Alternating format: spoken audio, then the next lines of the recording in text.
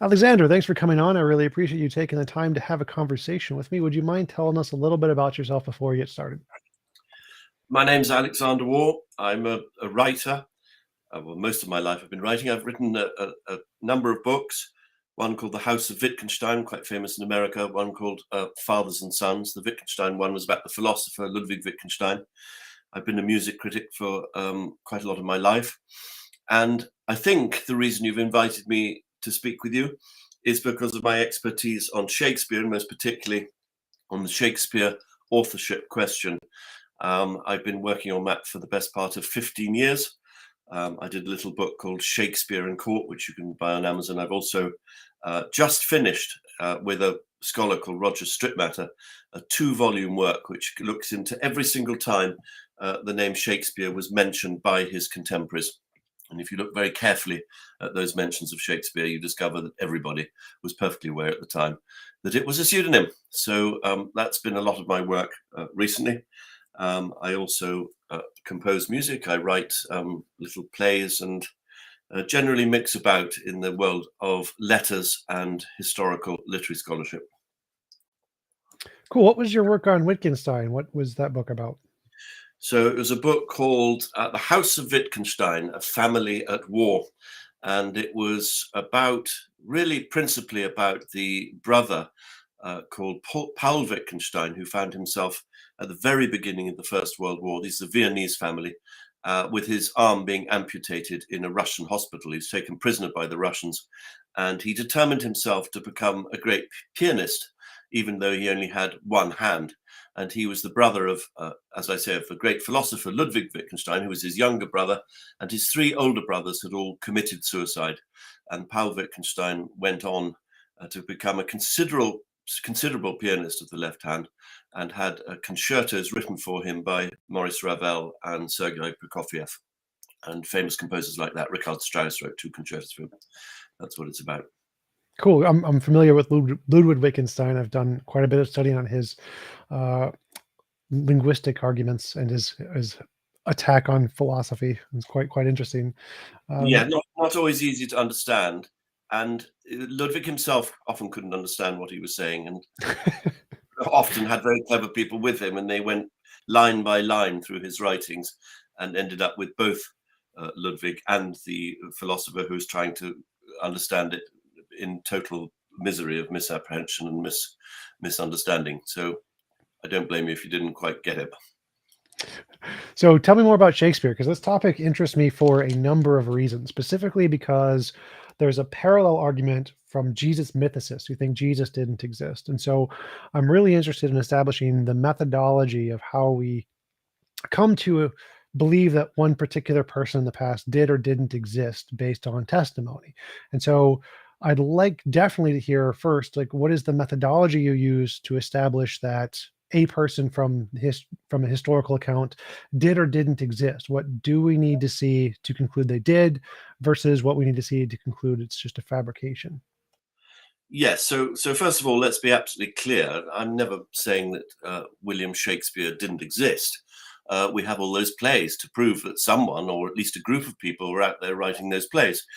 What the Shakespeare authorship question asks is William Shakespeare a pseudonym? And I answer with an emphatic yes. And what you call the methodology, which I would probably just call the evidence to support that, lies in a great many different places and a great many different types of evidence.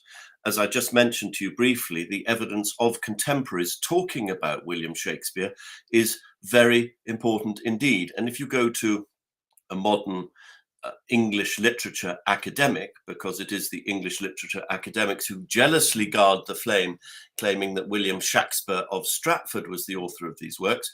If you go to these English literature academics and say to them, look here, why is it that every single time a contemporary talks of William Shakespeare, they talk about him in an extraordinarily recondite, complicated, mischievous, secretive way, they throw up their hands in despair and say, I can't quite understand.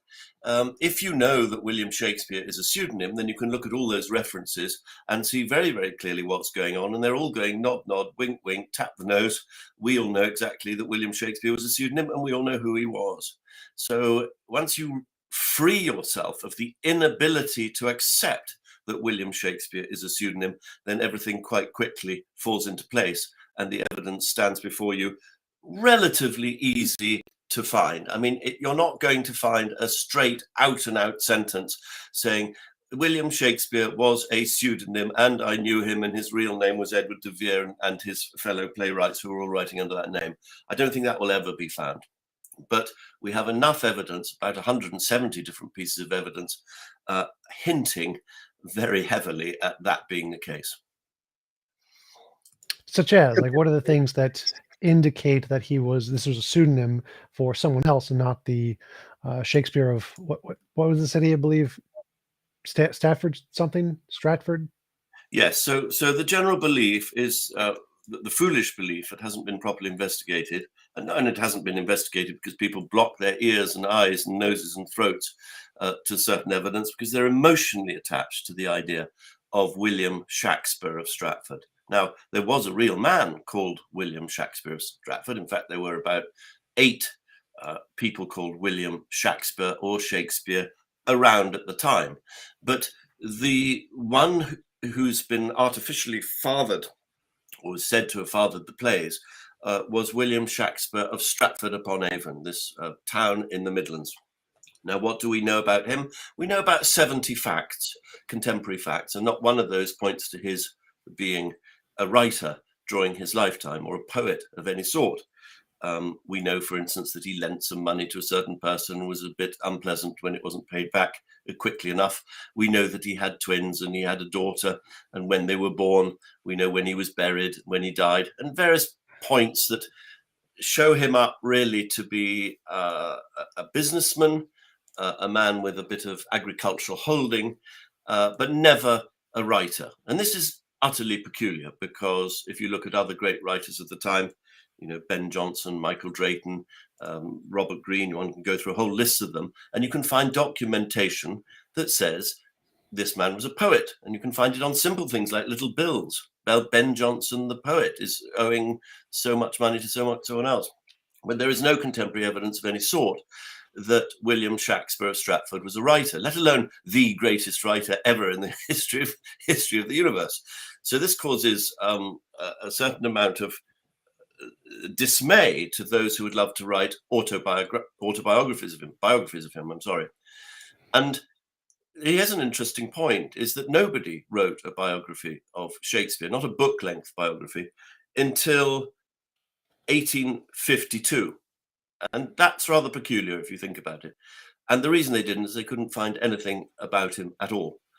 And 4 years later, a woman called Delia Bacon, completed the first book-length biography of Shakespeare, saying that actually it was a pseudonym.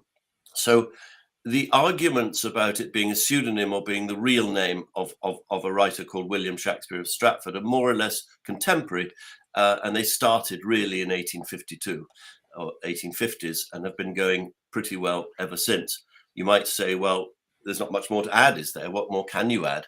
But huge amounts have been added. I mean, in the last 4 or 5 years, we've learned so much more now about this whole matter that it has been really moved beyond all dispute. Now, I say beyond dispute. That is because I'm putting out huge amounts of evidence and I'm not finding many people disputing me.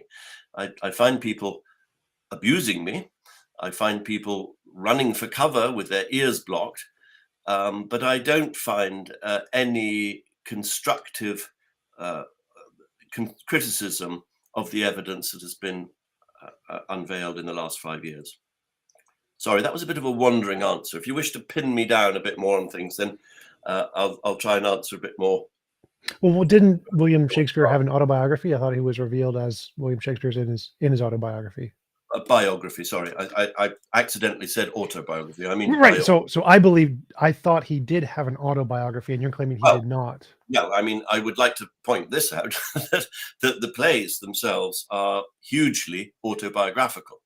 And that's one way. I mean, it's not a very conclusive way, but it's a fascinating way that we can pin these plays on one particular person, a person who, as King Lear, had 3 daughters and divided his kingdom or his ancient patrimony by those 3 daughters, a person who, like Othello, was in Venice when he was told that his wife had betrayed him, and he got absolutely furious about it and treated his wife very badly. A person who, from his generosity as a patron, went completely bankrupt, just as Timon of Athens does in that play.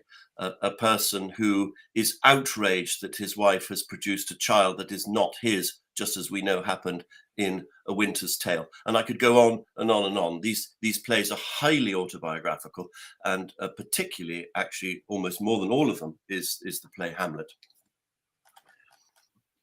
So one of the things is there's the Francis Maurice in 1598 named Shakespeare as the playwright and poet in his Palladis Tamia, and which included many different things that were initially published anonymously. So if it was a pseudonym, it would seem counterproductive for Shakespeare to publish something anonymously for any purpose, because he's already had a pseudonym. And so why would someone using the pseudonym of Shakespeare publish something anonymously without just using a pseudonym? I think that things were published anonymously before the pseudonym was applied to any plays. After a while, they all appeared with the name William Shakespeare on them. You mention Francis Mears in Palladis Tamia. He simply says that Shakespeare wrote the following plays, just as I might say that George Orwell wrote the following books. And I'm not having in every single sentence to say, oh, by the way, George Orwell was a pseudonym. You don't have to say that. Francis Mears actually was extremely clever, and he was a numerologist, and he sets up that little list of names in such a way as to show that William Shakespeare was a pseudonym. And I've actually put that online. It's a little bit complicated to explain without visuals, but if anybody's interested, I've put a little program up on YouTube called Francis Mears Knew, and I go through very carefully about Francis Mears and show exactly how you know that he knew who William Shakespeare really was, who was the person behind that pseudonym. Could it not just be a coincidence? Because I know that people who do lots of numerology arguments happens just to be coincidence. I know that there's a argument for Vlad Penning, I believe, who did his numerology in the Bible, and someone said, "Oh, it's so perfect, it can't be replicated." And he bet me $1,000 I couldn't replicate it, and I did it in 3 days. And so I'm not confident in numerology arguments, because I think you can find numerological patterns in pretty much anything if you look hard enough. So why could that just be a coincidence, and really he really just was Shakespeare? And of the 2 hypotheses, why would one be preferred over the other? Yes, I didn't say that Francis Mears's solution was a numerological solution. I said that Francis Mears was a numerologist. That's a slightly different thing. He wrote a book about numbers and God, which just preceded the one that you're talking about, called Palladis Tamia. As a matter of fact, it doesn't really use numbers, that particular example, to show that Shakespeare was a pseudonym. What he does is he compares a set of the Greek and Latin writers to a set of English writers. And this is part of a large number of paragraphs which do exactly the same thing. As such and such and such and such and so did something, so did these English ones, so and so and so and so. And all you really have to do is to line the 2 lists up and find that all of them correspond. So in other words, all of the Greek and Latin writers correspond precisely to an English writer on the other side, either because they wrote poems about the same subject or for other reasons. And Shakespeare aligns up to Aristonymus, which means aristocratic name. And then through another little trick, he lets you know which aristocratic name is the one that is missing, because it's also in that same paragraph. So it's not really numerology precisely. Numerology is a bit more the study of numbers and their specific divine meanings. That numerology comes out of the ancient idea that God created the universe and everything in it using letters and numbers, and that letters are equivalents to numbers, and therefore you can divine meaning through letters that are attached to numbers and vice versa. So that's not quite what Mears was doing, though I appreciate your concern about numerology, and there's no reason one shouldn't be concerned with it. However, I would say that when something has been encrypted properly and sensibly, and it will, in those days, it was always done brilliantly, and it's done in such a way that you really can't knock it down. And what we found, particularly with the Baconians, there was a whole lot of people who believed that Francis Bacon was Shakespeare, and they came up with the most absurd ideas, and trawling through the whole of Shakespeare's works, using numerology, using anagrams anywhere where they thought they could get away with it, and saying, oh look, this is an anagram of Bacon, and therefore Bacon wrote the plays. I'm talking about encryptions of a completely different order of sense and magnitude of these that are protected usually by a system of 3 times 3. So in other words, everything that is stated is 3 times corroborated.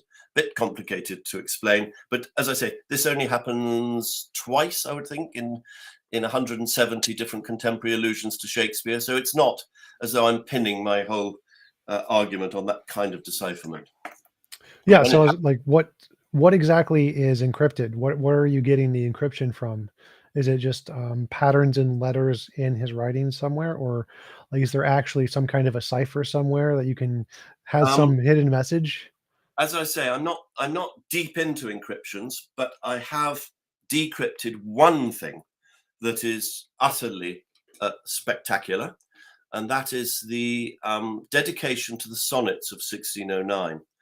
And long before I came along and fiddled about with it and worked out exactly what it was doing, people were saying this must be encrypted.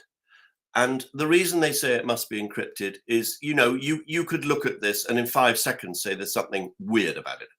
First of all, the English doesn't make sense. It's set into words in 3 triangles, upside down triangles, and there's a conspicuous dot between every single word, and there are dots and hyphens. And well, I could get it for you. I might know it by heart, I might not. To the only begetter of these ensuing sonnets, Mr. W.H., all happiness and that eternity promised by our ever-living poet wisheth the well-wisheth adventurer in setting forth. I mean, already that's hardly English. Now you look at it and you see how it's capitalized and set into 3 triangles. I'm talking about this 3 times 3. And what I found in it is more spectacular than any single bit of de-encryption I think that I've ever come across. And you've got to remember that cryptology now is mainly to do with computers, but cryptology then, before you had computers, was to do very often with the written word and different ways of concealing messages within the written word. And all I can tell you is that little bit of what sounds like prose that I just said by heart to you, it didn't make a lot of sense. When you unravel it, it tells you not only who Shakespeare was, which most people have already guessed anyway, it tells you which city he is buried in. It tells you which part of that city, which church within that city, which part of the church within that city. And you only have to flip the front page and it tells you the exact spot within the part of that church within that city where he's buried. Not only that, it actually tells you what the first 18 sonnets at very least are all about. And all of that is encrypted in that little thing I just read out to you. So it is highly spectacular when you get to it. And if I were to die tomorrow and on my deathbed and anyone said to me, well, what have you achieved in your life? I'll say, well, I think, with all honesty, the greatest achievement of my life was to decrypt that and to discover that the real Shakespeare was buried, guess where? Smack underneath the monument to William Shakespeare that was placed there in Westminster Abbey in 1740. And when I discovered that, I tell you, it was just the most extraordinary thing to discover. And as I say, no one has been able to knock it. And I think Well, I've had quick about question: have you had it 1,000 checked by? views on. Well, have you had it checked by a cryptographer? Because I know there's people who are Well, actually. I've had mathematicians look over it, and it always gets so silly at that point. You know, we're talking about so the question to ask the mathematician is, what are the odds of this thing being here unintentionally? It's not a very good question, and you get a very, very stupid answer, which is 0.00076 times 10 to the minus 13.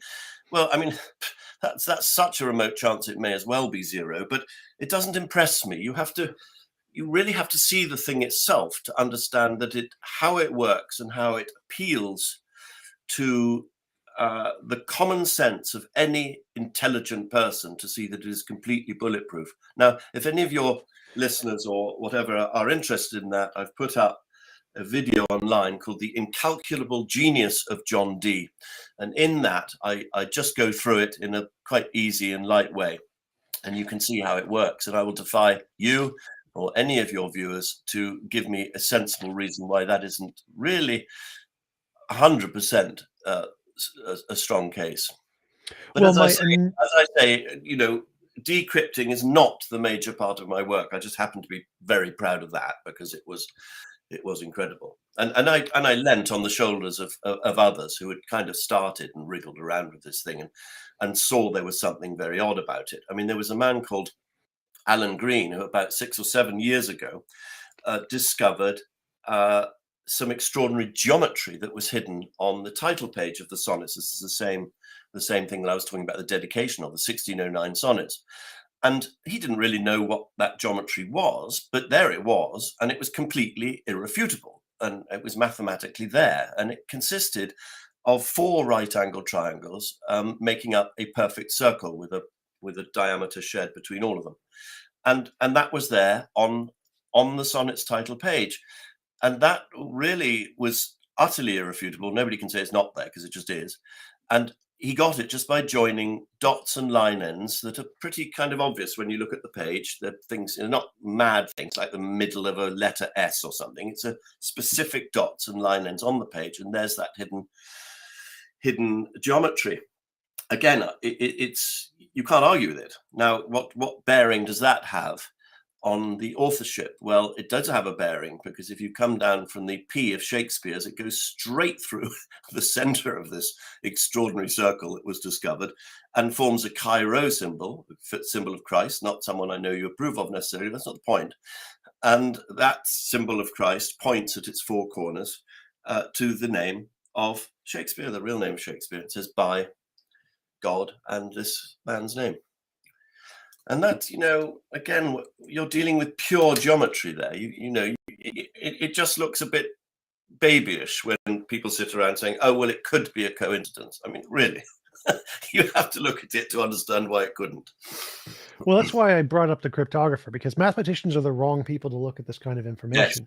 Yes. There's many things like in Moby Dick, I believe it was Moby Dick, where they predicted the death of Kennedy, the death of Lincoln, the assassinations of some authorities in India, different politicians. And the probability of this is equally incredibly low, given some kind of mathematical function. But what we want is to have a cryptographer look at it and say, is this pattern something that's an intentional thing done by the author, or is it a random just coincidence? And cryptographers have very good educated methodologies to distinguish that. And so I would be interested to have a professional cryptographer look at the document and see if your cipher is confirmed to be a genuine solution to the cipher, as opposed to it just being a happenstance solution. The same thing.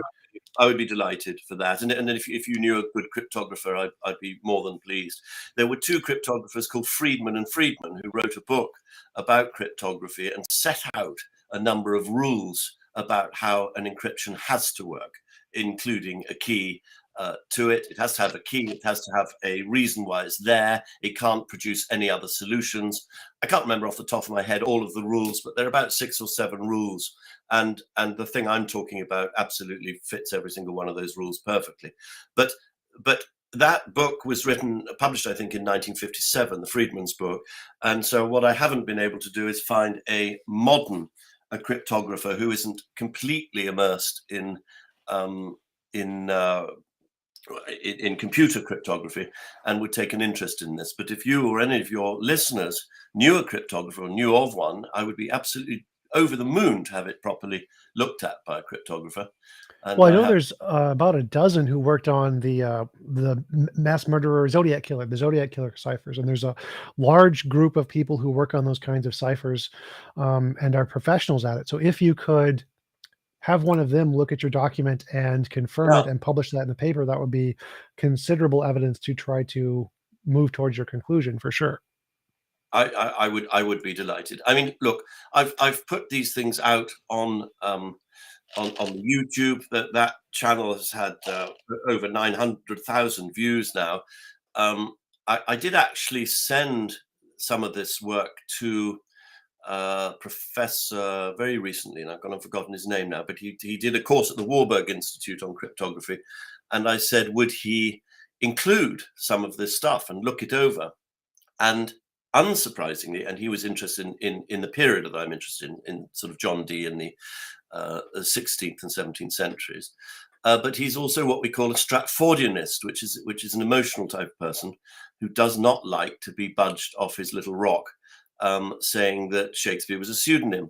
So I haven't heard back from him, and I think this is a great problem. I knew a number of people who actually went on his course that he did with the Warburg Institute and brought up my ciphers, but he hasn't yet, as far as I'm aware, examined them. And I think partly that's an emotional reason, because the Shakespeare authorship question, for some people, for me, it's a question of evidence, but for other people, it is a question of pure red hot emotion, of political warfare, and other sentimental reasons that people just do not want to acknowledge this as a major problem. Well, yeah, because I can understand that given it looks like there's lots of evidence he's a real person. So, for example, uh, William Shakespeare was entitled with the honorific of master after his father's death, and at the same time, the author was starting to get the same title applied to his works, referenced from contemporaries in the time period. So it seems like if it was a pseudonym, it wouldn't make sense that a person who was given this title would then also start to see the title being applied to the pseudonym. And so it seems like it would make sense that it was a real person, given that he was titled and that the pseudonym was also given the title. Yes, you mustn't confuse master with a title. It's not a title. It just means anything from master of a craft or master of a household. And you'll find that most writers, painters, lots of people call master. It could also mean a master of the arts at one of the two universities. You'd be called master if you had what we now call an MA. So it's not a title. And there's no reason whatsoever that if there isn't a famous playwright going around called William Bloggins, whether it's a pseudonym or whether it's an actual name, that people wouldn't say Master William Bloggins, because he is indeed a great master of writing and a master poet. So I don't think that at all helps William Shakespeare of Stratford, who, by all evidence, couldn't probably write his name. And it really is that bad. Some people try to be kinder and say, well, maybe he could write his name, but he was functionally illiterate. What we have, so-called from his hand, are 6 signatures, but they're all spelt very differently. Some of them are on the seal ribbon of legal documents where you're not supposed to sign your name at all. And what you would simply put is a clerk who could write would attest whose seal it was, or who was the person involved in the legal document, by writing it on the seal ribbon. That's the ribbon that connects the seal to the actual legal document. Now, we have another document of William Shakespeare where it's written Shak P. Again, it was illegal, if you could write your name and sign it, to write an abbreviated version of your name. And underneath that Shak P, it's known as the Belloc Mountjoy document, there's a very large round blob. And I'm very sorry to say this, but if anyone looking at this dispassionately would assume, as was quite normal in those days, that that round blob was William Shakespeare of Stratford's mark, because he was a marksman means he couldn't actually write. He couldn't actually sign his name. So he put a blob, and a clerk wrote Will Shakespeare above it. That is the evidence pointing there. Now, we also know that William Shakespeare was probably the greatest writer in the world, who wrote, for instance, The Tempest, in which he boasts, Prospero boasts of the great pride he takes in educating his daughter, Miranda. William Shakespeare of Stratford's father and mother could not write. His father was a marksman and signed his name with an X. His daughter, Judith, signed her name with something that looks a bit like a pigtail. It's a mark. And his other daughter, Susanna, couldn't recognize her husband, who was called John Hall, was a doctor, couldn't recognize his handwriting. So it looks very much like neither of his daughters could write, and his parents couldn't write. Now, I happen to come from a very literary family, but you don't have to come from a literary family to know that a pedigree that goes greatest writer in the world, illiterate, greatest writer in the world, illiterate. There's not a pedigree. That it's absolute nonsense. It just simply cannot happen. And to be able to write like Shakespeare, you really have to have been brought up at the table of people talking in a pretty elevated way, using an extremely rich vocabulary. You can't just be brought up at the table of someone who can't even write and therefore hasn't written any books. I mean, a lot of people try and accuse anti-Stratfordians, I'm sometimes called an anti-Stratfordian, of snobbery. And they say, oh, you're just a snob, you need Shakespeare to be someone grand, to satisfy your own ideas of what his biography should be like. I know huge numbers of anti-Stratfordians, and I say it's not true of a single one of them. We have, for instance, the example of Christopher Marlowe, who is a very great playwright as well, and he came from quite humble origins. His father was a cobbler. But the difference between Christopher Marlowe and William Shakespeare of Stratford is we have a clear evidence of his education. We know which school he went to. We know that he went to Cambridge University for 8 years. We know the scholars he mixed with. We know where he went, and we know his associations with court in various different places. So there's a huge difference, and nobody's ruling out William Shakespeare of Stratford on grounds of class. We're ruling him out because he could not have written the Shakespeare plays. It's as simple as that. All that we know about him points away from it, and everything that we know about William Shakespeare, the writer, points towards a pseudonym. Well, isn't that an argument from silence? Even if we don't know where he was educated, there are many very brilliant people who are self-educated. Ramachandran, the mathematician, was from a very poor part of India, had no education, taught himself calculus, and was accepted into very prestigious Western schools with no high school degree. And so it doesn't seem too much of a stretch to think that there are people who are autodidacts and can teach themselves how to write, and that he just didn't care about legal documents, because I do the same thing. I just shorthand my name and don't care about them for legal documents as well. So it doesn't seem like too much of a stretch to think that he would have used a mark or shorthanded his name on legal documents, but was still able or capable of writing. So why would that not simply be an argument from silence, that because we don't have evidence of his education, therefore he didn't do it or something? Well, I mean, you've just given me an argument from silence yourself. You gave me an example of someone who you said was an autodidact and was totally brilliant, and you obviously got the evidence for that somewhere. We do not have the evidence that William Shakespeare of Stratford was an autodidact. No one says it, and there's lots of people talking about William Shakespeare, the writer, and nobody says. Well, yet, whereas they do with Christopher Marlowe, they say, "Oh, he's a cobbler's son." Another writer who was a rope maker's son called Gabriel Harvey, and all the contemporaries are saying, you're just a rope maker's son. But nobody says, oh, you're William Shakespeare. I mean, he's just a wool dealer's son from the British Midlands. Nobody says that, and there's no evidence that he's an autodidact. And to be an autodidact in those days required quite a considerable amount of money. Books were very, very expensive. Public libraries didn't exist. In order to be an autodidact, you have to have a lot of great, expensive books at your disposal, which means either going into the house of a nobleman who has a huge library or into one of the libraries of the universities, but he didn't attend university. We have very good records of the two universities that existed at that time.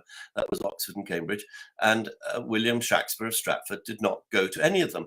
Now, the other point is you say about evidence from absence of evidence, but the point is this: where people who are experienced and historians in this particular case, and they go looking for evidence and they do not find it. In those cases, whereas an experienced researcher cannot find evidence, then absence of evidence is material and it is interesting. And what I'm saying here is you have two things. Because if you're looking at all the contemporary evidence, you've got on the one hand the absence of evidence for William Shakespeare of Stratford, where you would expect to find it.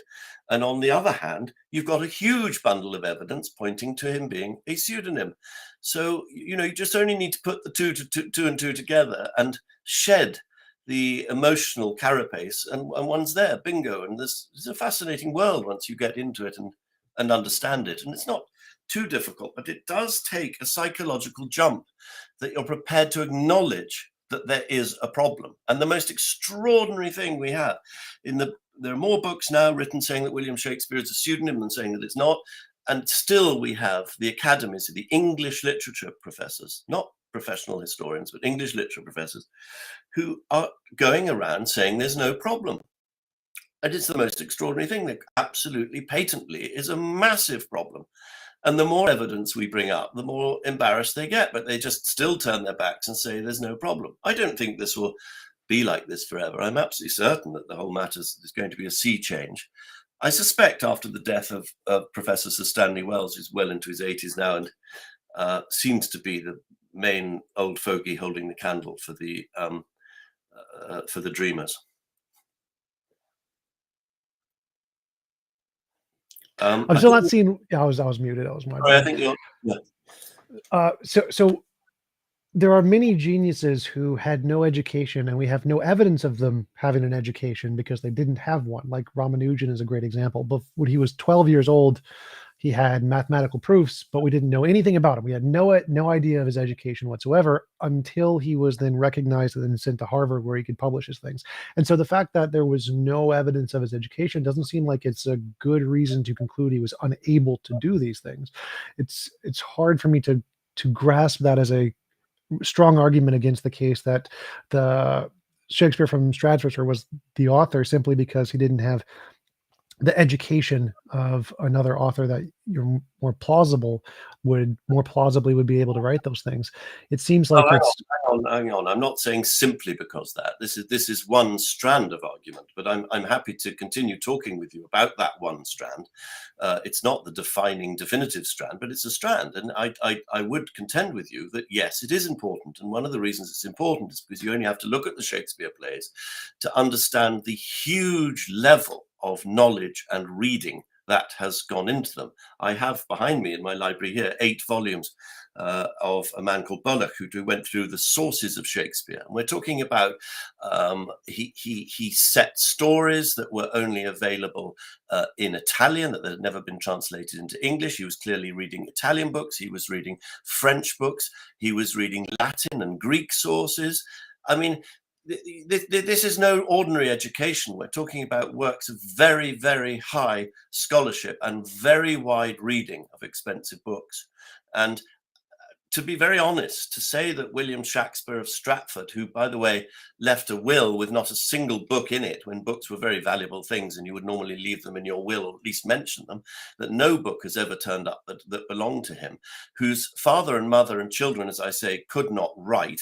And he's sitting there in the British Midlands, retiring from London stage, or so we're told, and going to live the life of sort of Rotarian burgher, that this man had read and assimilated all of these extraordinary erudite sources without a single person amongst the scholarly or literary community at the time recognizing him as a poet and scholar is beyond belief silly. I mean, we're getting into silly land, and I totally understand there are people out there who wish to hold on to this little Dick Whittington dream, but to hold on to it, you need something more solid than just, oh, well, maybe he didn't put books in his will because he forgot, or maybe they were on a separate piece of paper, or maybe. This is the evident arguing from absence of evidence, which is so prevalent on the Stratfordianist side and is not very prevalent on my side, where there's a hell of a lot of digging and a hell of a lot of evidence that's laid out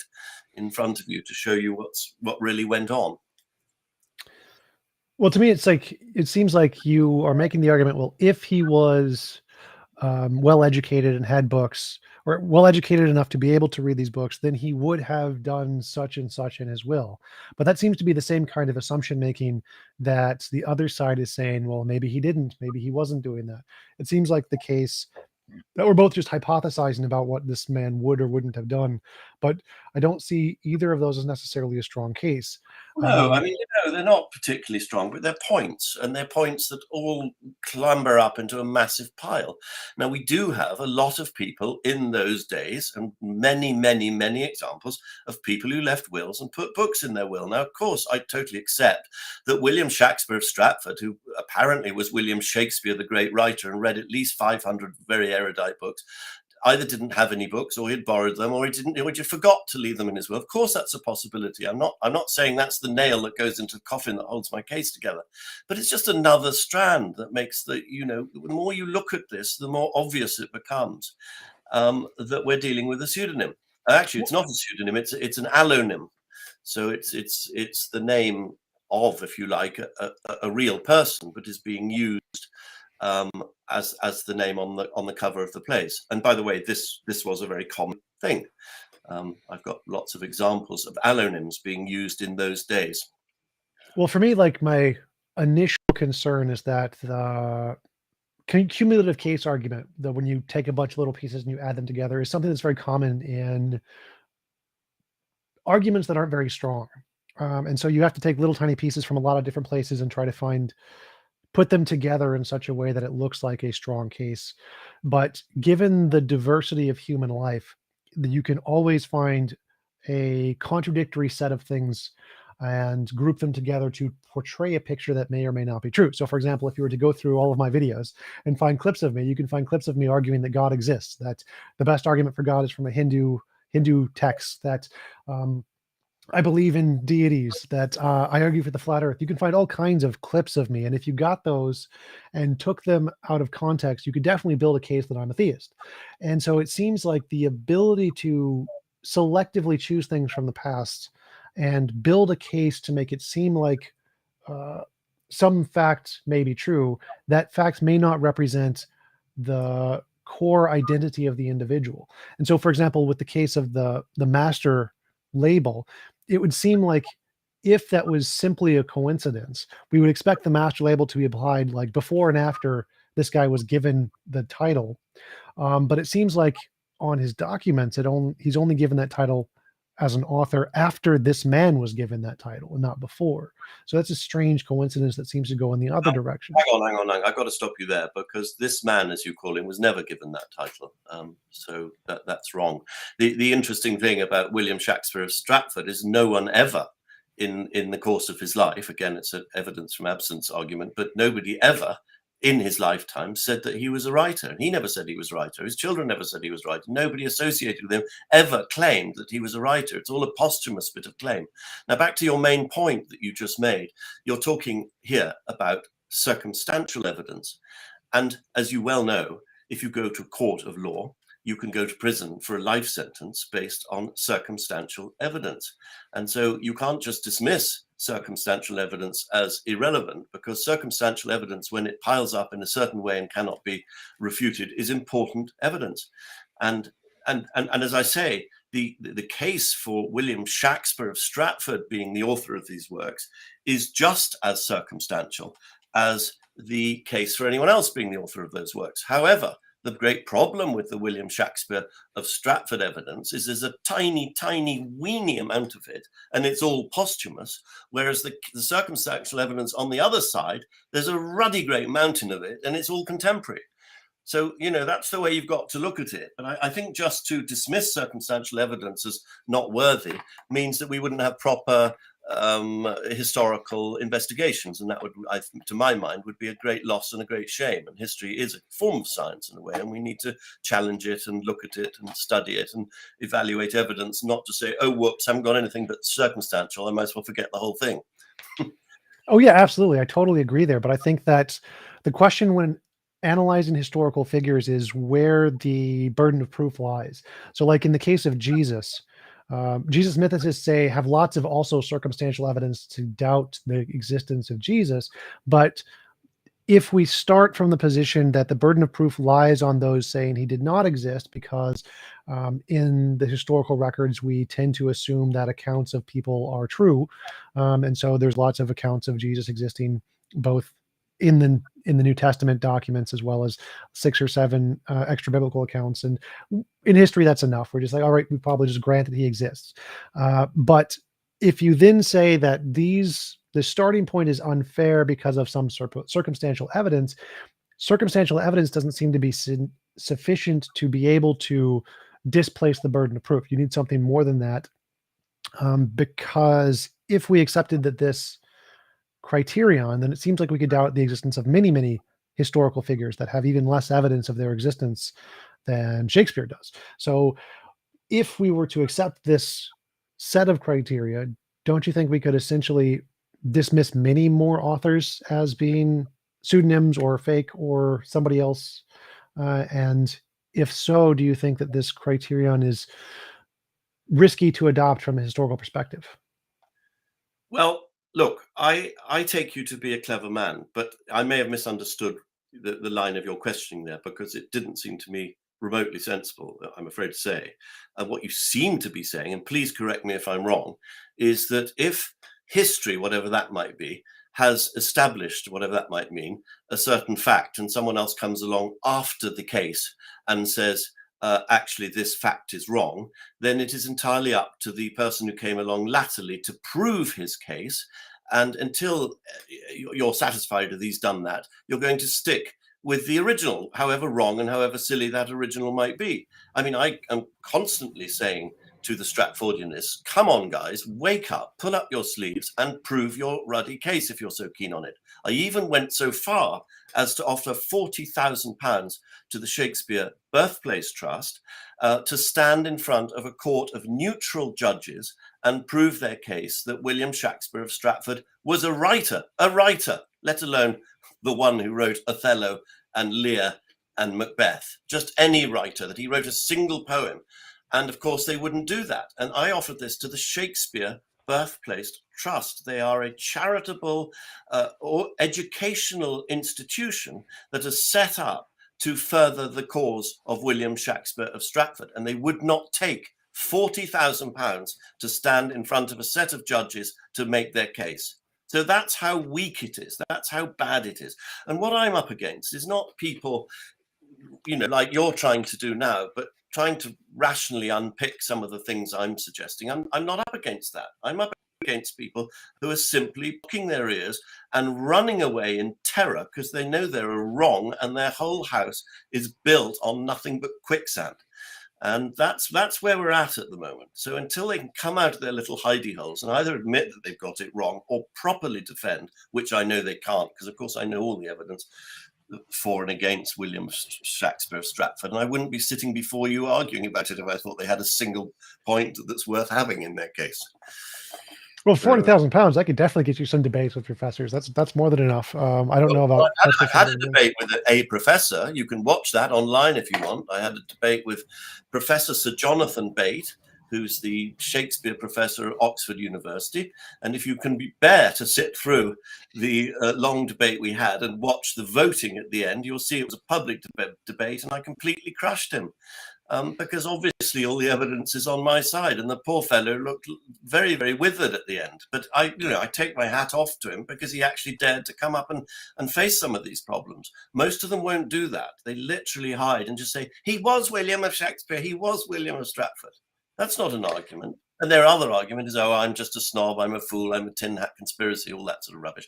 So, the ad hominem doesn't work at all. And I just say, come on, let's look at the evidence here and stop being childish. Yeah, but I do want to bring up what you said earlier. So my argument wasn't specifically that whoever brought it first automatically holds the truth. It's more that you're innocent until proven guilty. So in the case of history, innocence would be he exists until proven otherwise. And circumstantial evidence would not be enough to prove a person guilty. They're still innocent. You got to have more than circumstantial evidence. In Yeah, the but same case, what's the crime? What's the crime? The crime in my book is having written plays and poems. That's the crime. Now, is William Shakespeare of Stratford guilty of that? Could well, I you think send him to court on that? That was how the court case I just talked to you about. That's how it was set up. So there were going to be a neutral panel of judges who were real legal judges, and there was an artificial idea of a crime. The crime is he wrote plays and poems, and he stands in the dock accused of writing plays and poems. So can the prosecution, i.e. the Shakespeare Birthplace Trust, convict this man of that crime? well, No. the reason I bring this up is because I think that the innocent analogy for a court case in the case of history is exists. So he's a real person, not a pseudonym. That would be the innocent analogy. I think because of the methodology of history, we have to take he exists as a real person to be the starting point, the innocence position, and then to doubt him would be the he's guilty position where you need more than circumstantial evidence. And so even though both sides only have circumstantial evidence, because believing he exists as a real person and it's not a pseudonym is the default, that is a stronger position from a historical perspective because the methodology of history is such that it's more rational to believe those cases because they're mostly true. It's mostly the case that this was a real person and he really existed and it's not a lie, it's not a fabrication, it's not a myth.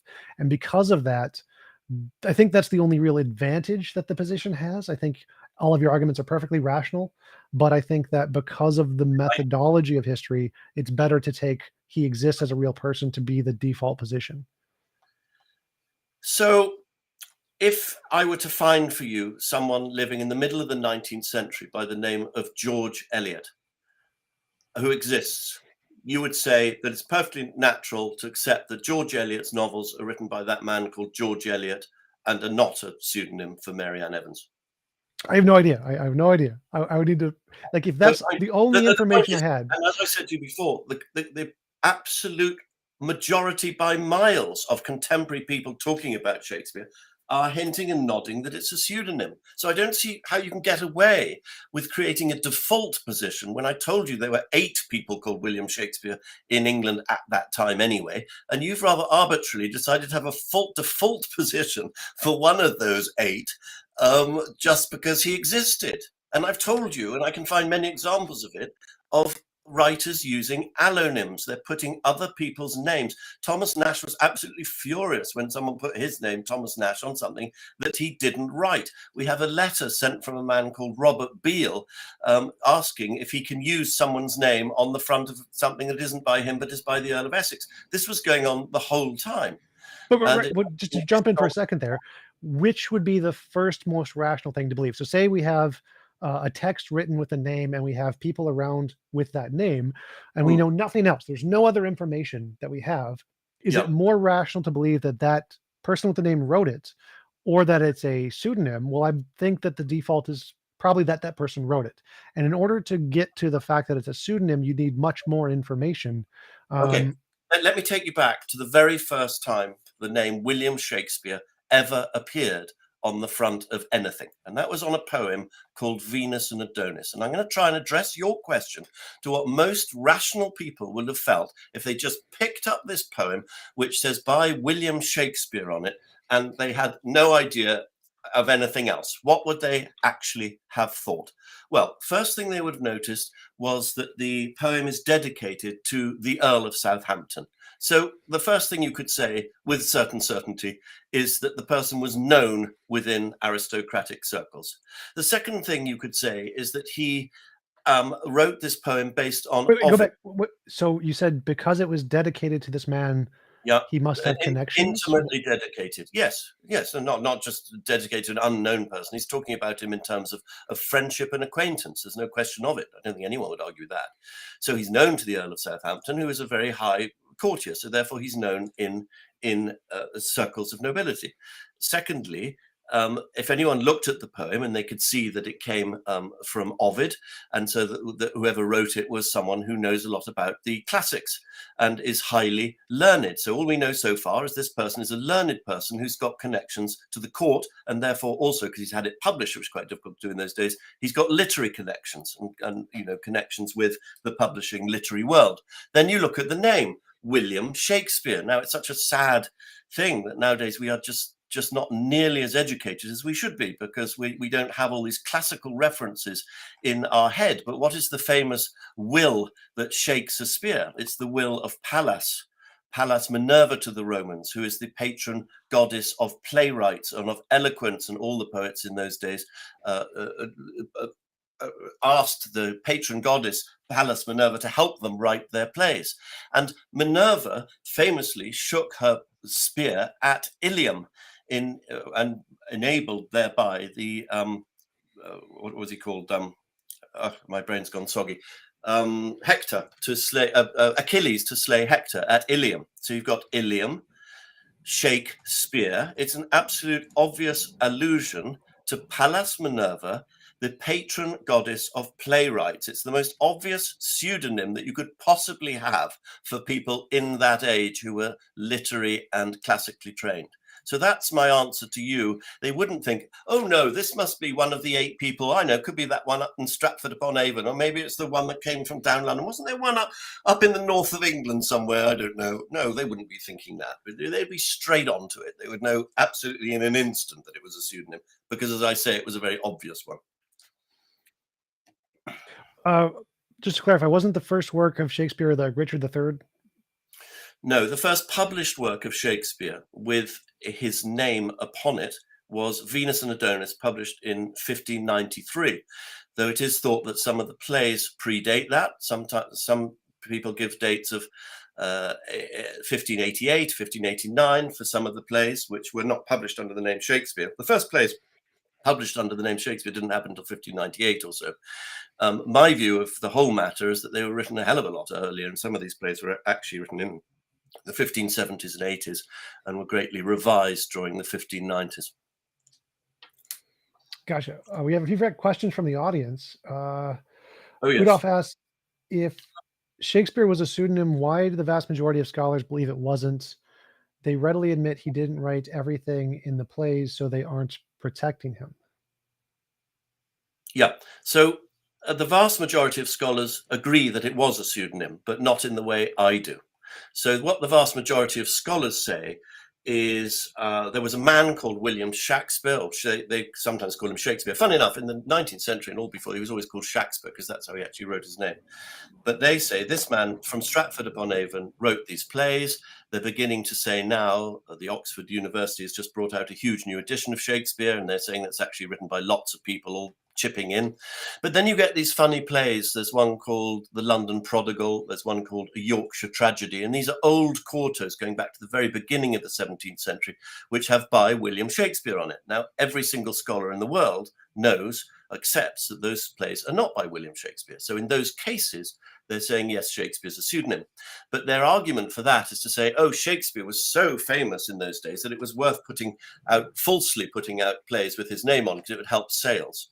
I find that a pretty weak argument, especially as both those plays were performed, the ones I've just mentioned, The London Prodigal and The Yorkshire Tragedy. They were both performed by the King's Men, and William Shakespeare of Stratford had connections to the King's Men and certainly would have put a stop to it if he was the writer, saying, I'm not having these plays that aren't jolly well by me being put out with my name on them, and there's no evidence that he did. I hope that answers the question, but do get back to me if you don't think it did. Gotcha. Michael Warble asks, what was Joseph Conrad's English education level? Well, a lot of people who are very, very good at English don't think he was that good at his English. Look, I'm coming straight out and telling you that I'm not a scholar of Joseph Conrad. I know, obviously, that he was Polish and he wrote all his books in English. I think if you're really good at English, you kind of sense that they're not quite up to it. But I'm not sure what the correlation is here, because we know a lot about Conrad. We know how he got to where he got. He was at Greenwich, I believe, working for ships, and so To my mind, I can't see, but maybe the person who's asked the question would like to clarify how that particular question connects to the Shakespeare authorship question. But Gotcha. A question from Squid Super Hunk. He was asking, what was your criteria for determining whether or not they had convincing proof? He's referring to your debate challenge. Like you said, you were going to pay $40,000. But if you said you'd only pay them if they won the debate, which I think yeah, is what he's assuming, yeah. then you could have put like a ridiculous criteria in there or something. No, the criteria was simply that the panel of neutral judges would find in favour of the prosecution, that's the Stratfordianists, and convict William Shakespeare of Stratford of having written plays and poems. That was the criteria. And these were neutral judges. They were to be people who didn't have a stake in the game, as it were, and they're just people whose whole careers have been spent assimilating evidence. And the question was, is there enough evidence to convict William Shakespeare of Stratford of that? But as I say, they ran a mile, and now it's being up to 100,000. So let's see what they do now. Gotcha. Snake was right. Dude exists. His name is on plays and registries, but didn't actually write them because no, he's not credited with other works. I think that's a parody of your position, or supposed to be. So because the name is both on names and registries, plays and registries, it seems like he's arguing it's rational to conclude he existed. Well, I don't know what registries he's talking about, unless he's talking about the stationer's register. Now, in those days, when you wanted to publish a book, you took it to the stationer's register, essentially to hold a sort of copyright over it. And what the stationer's register did was to copy out the information on the title page. So if you have information on the title page which says the tragic history of Richard III by William Shakespeare, then that would be copied from the title page into the stationer's register. So that's why you're getting that. It's just all they've done is just copy the title page, and there's no evidence at all. And to say the dude exists, again, this is, I think, how we started our whole discussion. I said, of course he exists. No one is denying that someone existed who wrote those plays. But what I'm trying to say is that it was a pseudonym, not that he didn't exist, that he was using a pseudonym. That's a very, very common thing. In fact, I read somewhere that someone searched and couldn't find a single writer of that period who hadn't used a pseudonym at one time or another. I mean, it's so just to clarify, by exists here, he's just saying it's not a pseudonym. So he doesn't mean literally that you're arguing he did not exist. It's more just a shorthand to disagree with your position. Oh, it's not a pseudonym because his name's on plays. Yeah, so I'll just give him another example. And we talked about George Orwell. So could I say about George Orwell, dude exists, has name on books and registries, is what this guy's just said. Does that mean that George Orwell is not a pseudonym? I mean, obviously it doesn't. So I'm sorry, that doesn't. Thanks for the question. I don't want to be rude to anyone. Thanks for the question, but it doesn't. It's not a very strong argument, really, frankly. Seb Oz asked, who is represented in the painting of Shakespeare? Which one is my answer? There are a number of paintings. Well, not paintings. I think probably the most famous image of Shakespeare comes from the first folio published in 1623, and that is an engraving by a man called Droeshout, Martin Droeshout. And everybody laughs at it and says what a ridiculous piece of art that is, because he appears to have a head floating way above his body. And by the way, this was at the time when there were extremely brilliant artists going around and engravers. And this was a very expensive book of 900 pages. And you've got this ludicrous thing that looks like someone wearing a mask with a bright piece of sun coming out of his forehead and sun rays coming out his side. And my argument is that we're looking at Phoebus Apollo. We're looking at Apollo with a mask over his face, which is the mask of a player. And William Shakespeare of Stratford was a player, another name for an actor. I think that may be the picture he's talking about. I don't know. I don't know. I didn't know there were paintings of William Shakespeare. There is no contemporary painting of William Shakespeare of Stratford. So after he dies in 1616, then the first folio comes out, this great book of plays, in 1623. That's 7 years later, and there's this mad, really jokey engraving that is not really of anybody. You only have to measure his head and see it doesn't work. And he's got his jacket on back to front. Michael Warble brings up the same point that genius doesn't always require a formal education. Well, it does in certain instances. Let me give you an instance, for instance. In Henry V, a whole scene is done in French. We've got Henry V talking in French in the French court. Come on, you can be as much a genius as you want, but you haven't learned how to speak French. You're not going to be able to write that scene, are you? And ditto, I don't quite understand how your just genius will enable you to write a whole story based on something that is only written in Latin or in Greek, ancient Greek, or in Italian. And we have Shakespeare taking stories from those three languages that were not at that time available in English. So it's no good just being a genius. Oh, it's fine. I'm a genius. I don't need to learn Italian and read that book. I'm just a genius. I'll just look at the cover and I'll guess what's in it because I'm a genius. I'm sorry, it doesn't work. You do need a level of education, and if you haven't got it, it looks bad. Again, I would say this is the sort of argument that, that you're talking about absence arguments. I mean, that is the Stratfordian line. Oh, well, he's a genius, so forget it. Down tools, forget all the evidence you've assembled, all the books you've written, all you've thought about, because he was a genius. That answers it. Well, no, thanks.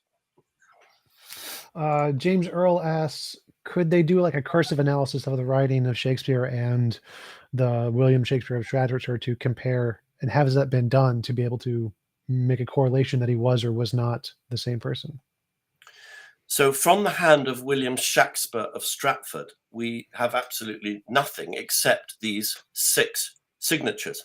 And these are highly contentious. And a person called Jane Cox, who was keeper of the manuscripts in the British Museum, published it and put it on record that in her opinion, all of these 6 signatures were written in different hands. So now what have we got? We've got 6 signatures, all written in different hands, and some of them, as I've already told you, were abbreviated to Will Shack P. So we don't even have a full list of alphabet letters to start comparing it with. And before we've even got to that stage, there's an argument about whether William Shakespeare of Stratford actually made those signatures, which I don't think he did. So we don't actually have, unfortunately, any manuscript of the plays or the poems. Not a single shred of it exists. That's all disappeared. We only have printed copies. So unfortunately, that test, which would be great if we could do it, is not possible to do. Lack of evidence. He also asked, when will the next great Shakespeare occur? Possibly never. I mean, it could happen. You have to look at what Shakespeare was trying to do. And I think we have to get out of our heads the idea that William Shakespeare was just an amazingly brilliant man who just wanted to put on a play to entertain people. I don't think that's the case. I think William Shakespeare was running a scriptorium. In that scriptorium, he had up to 12 scholars and poets with him, opening up books. And I know this happens a bit in Hollywood, and Hollywood plays are often quite bad when Hollywood films, when they're written by a sort of committee or consensus. Try and look at it as though, I don't know if you know much about the art of the Renaissance, Titian and the great painters of that period, they had a studio, and Titian, the great artist, would decide what the subject of the painting was going to be, what the theme of the painting, what the symbolism of the painting was going to be. And he had young apprentices who sometimes did the grass and the togas around, and some of those went on to become great painters in their own right later.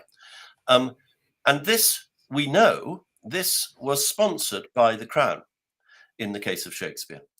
So, and one of the purposes of it was to elevate the education, the soul, the mind of the British people, English people.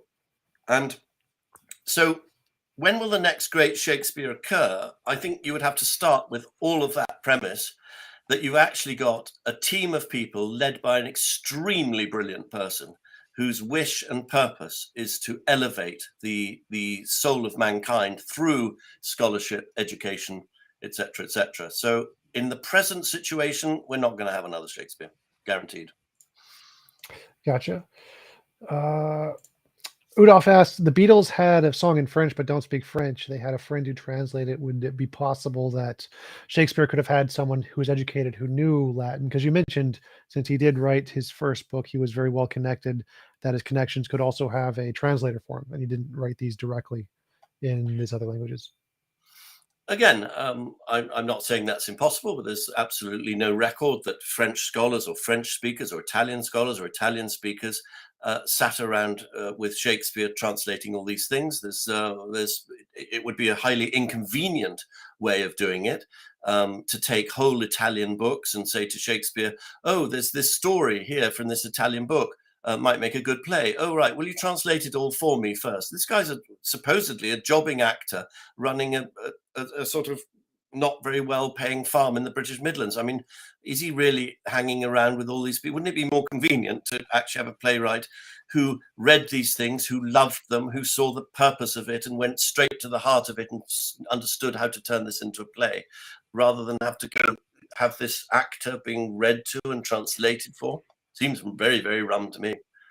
That goes into the next question, actually. Chemo asks, written works get interpreted and spread by word of mouth in all cultures. It's not improbable that Elizabethan English fellow would have known the Bacchiacco tales and other popular stories, and so he could have heard it through it being told word of mouth, and that could have made him equally as inspired without actually having someone translate it and write it down for him.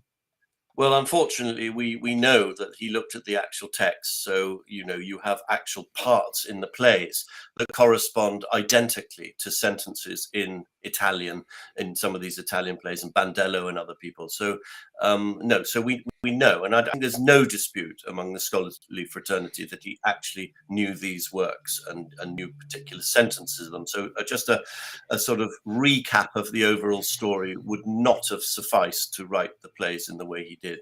I'm talking about the ones that were taken from foreign language sources. Peter asks, Ben Jonson wrote that the engraving was a good likeness of his friend Shakespeare.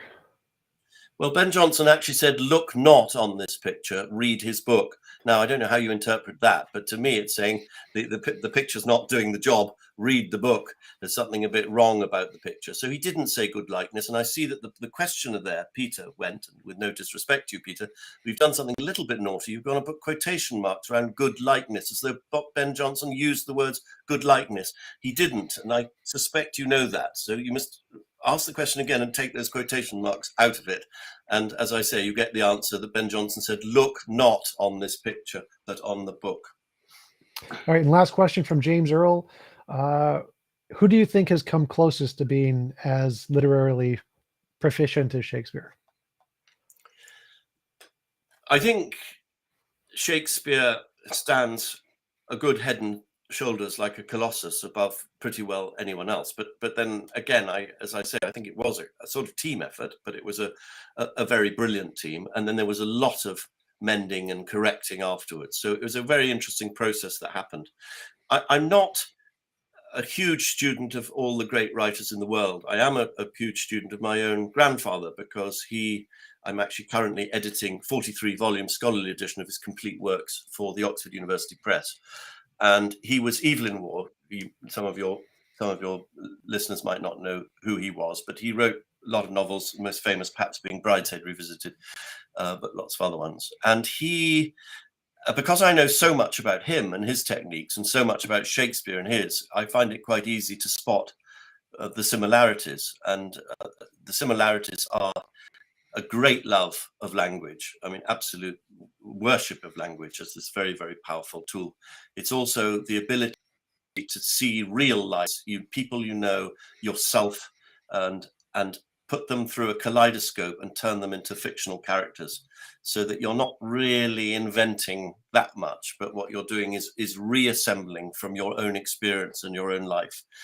These were very, very similar, but the great difference, of course, was that William Shakespeare was a poet and Evelyn Waugh was a novelist. But you see in both how genius works and how it assembles great works of art. But I'm not saying that Evelyn Waugh's on the level of William Shakespeare, but I'm just saying I do appreciate and understand a great lot of parallels and similarities between those two writers over the centuries apart. Awesome. Thanks. We've been going for a little over an hour. I really appreciate you coming on. It was a great conversation. Do you want to give any links or references where people can find more about your work? Because we started off the conversation about cryptology, which I did say to you is not my biggest thing, but I am very, very excited and proud of one bit of cryptology. I would love the curious listener to this to visit my YouTube channel, which is just called Alexander Waugh. and there you will find a YouTube video called The Incalculable Genius of John Dee.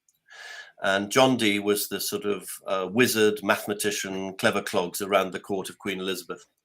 And in that, I show, in the simplest way I know how, this unbelievable decryption of how we know where he was buried. And of course, there we haven't mentioned on this who I think Shakespeare is, but I'll leave it to anyone who watches that, and it gives one fantastic proof, I would say, of the fact that I'm right. And then if you explore that a channel, I've got a whole playlist, a whole series of ones called Who Knew, and I take different people. A lot of them you won't have heard of. Ben Jonson's obviously quite famous, but a lot of them they'll be meaningless names to you. But you know, John Cook knew, so and so knew, and in each of those, I take a contemporary of William Shakespeare and show the evidence that that contemporary knew that William Shakespeare was a pseudonym, and they knew who was using that pseudonym. And they're just quite fun to explore those. You only need to get through 2 or 3, and you'll be convinced. But you know, you can go through the whole lot and just have fun with it. It's terrific fun. That's the main point.